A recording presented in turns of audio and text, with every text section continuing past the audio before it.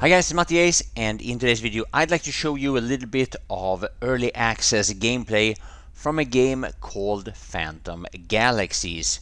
This is a space adventure third-person shooter where you as the player pilot this ship that with the press of a button can be turned into a mechanical suit which has a little bit different attributes, a little bit different mechanics, and if your thoughts starts drifting in the direction of the Transformers theme, well, then you have similar thoughts and initial reactions to this as I did.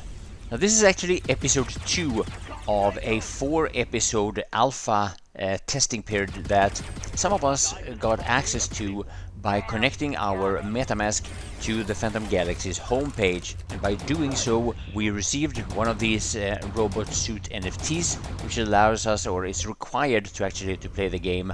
And this game is initially built on the Polygon blockchain, but it's going to be multi-chain as the story progresses, and as more and more galaxies are added to the game. New chains will be added to Phantom Galaxies as these new galaxies are being added. So that's actually part of the story, how new blockchains are going to be part of this upcoming metaverse. Now, I didn't cover anything from the first episode and first part of playing this game because I didn't really like the mechanics of flying, which of course is a big part of this game. But one of the things that has changed to the better is the dodging maneuver that I'm actually failing in this initial part of the game, because I didn't know that the key bindings had changed to the better, and you dodge either left or right. You make a quick maneuver which is to avoid incoming missiles, and when only episode 1 was accessible before this latest update, you only had the dodging maneuver on the Alt key, and then you had to hold in either A or D depending on what direction you wanted to dodge, and that did not fit with my fingers at all. Luckily this has been fixed and it's much better now, and I don't know, it feels like something with the game mechanics is a little bit better. And also keep in mind, when you kill an enemy like this, you need to loot whatever they drop. Here I'm turning around to check if I missed something. The loot, yeah, you see here, in this case it's there's a square in kind of bluish, and as I'm sure you understand, this game has an in-game economy that it's actually quite similar to what I've seen in other games. You can buy and sell and loot weapons and armors and well, all kinds of equipment that you could expect in a game such as this. And I will also show you in just a minute or two how you can mine asteroids, which can help you with your in-game economy if you just feel like you want to sell some stuff on the market, or if it's something you need to upgrade or craft. All you need to do is to walk up to one of these terminals, activate it, and here you can buy or sell. Mostly in this case I'm just selling stuff that I get from asteroids, and I buy every once in a while I buy a little bit of ammo. I've been trying it out a little bit, and I'm sure that this is quite limited what we have access to here now in the alpha, but this is probably going to be a very big and very important part of the game once it's out.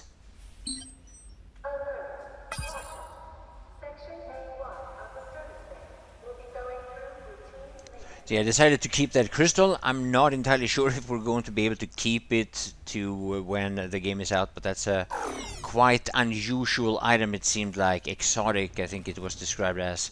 And well, yeah, this is what it looks like when you run around inside of one of these space stations. And yeah, the alpha footage of the characters look like this.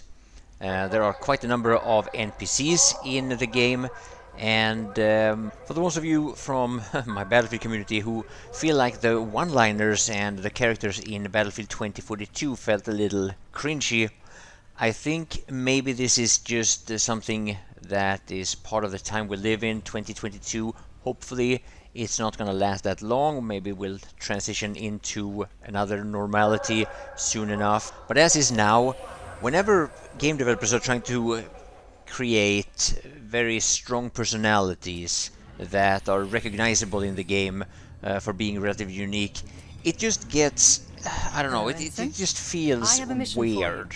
This NPC, on the other hand, this woman, they actually did get her right, and I think one of the reasons is that they didn't overdo any of her characteristics. Now, so I just want to quickly show you what it looks like when you mine asteroids. What you want to do, and I can only explain this from PC gameplay on mouse and keyboard, you want to use your mouse wheel and roll it once or twice, just you see how it shifts from my weapons to my actual scavenging tool, or this this beam. And here I was I was flying a little bit too fast and I bumped into this asteroid. You want to be careful with that. You have a shield, but you actually do take damage.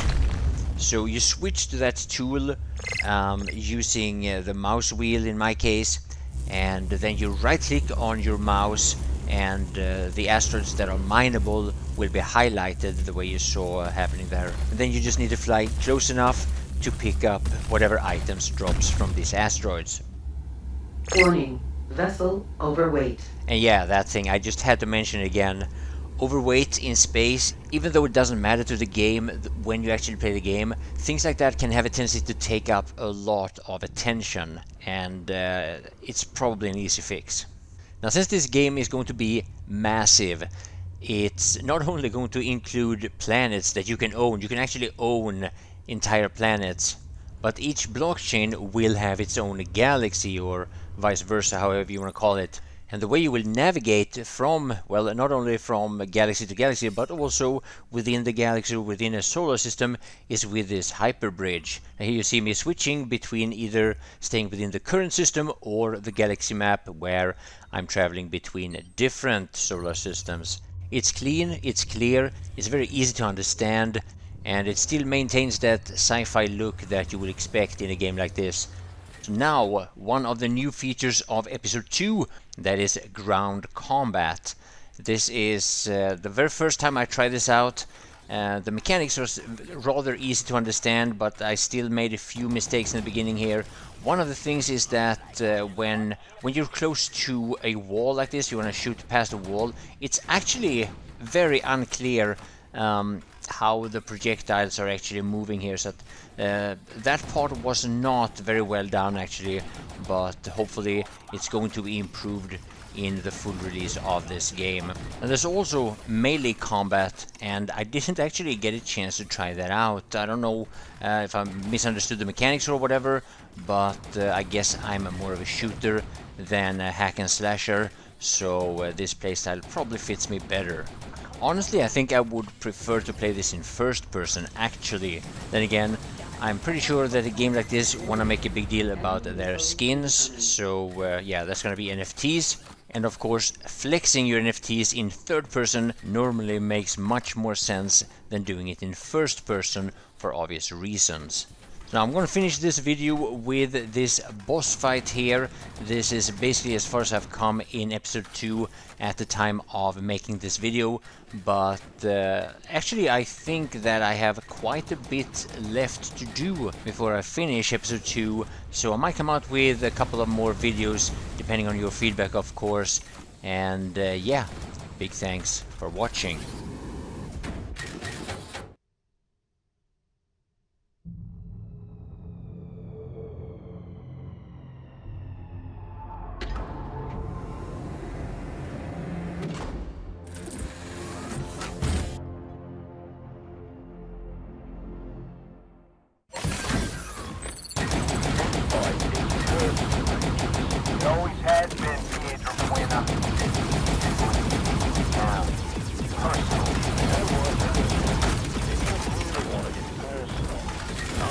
You call me Red.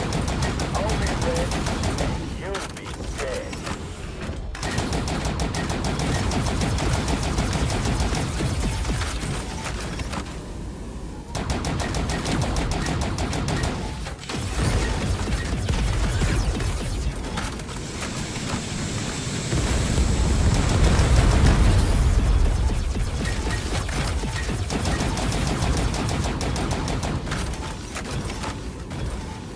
Warning, vessel overweight.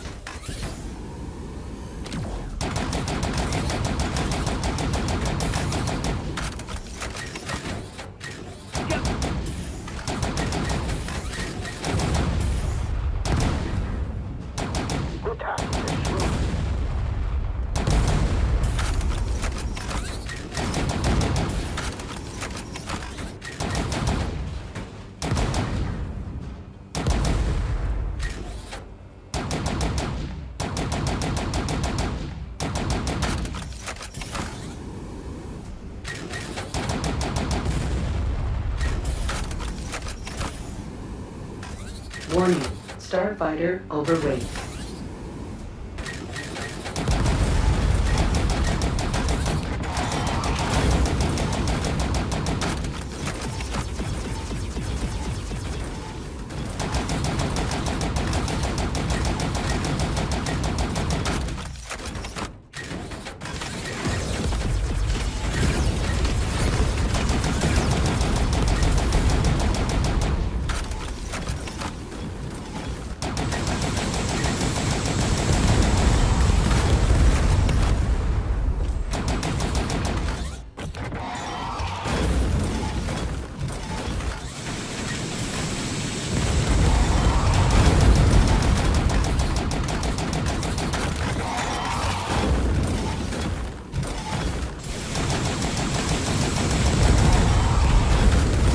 Warning, shield levels depleted.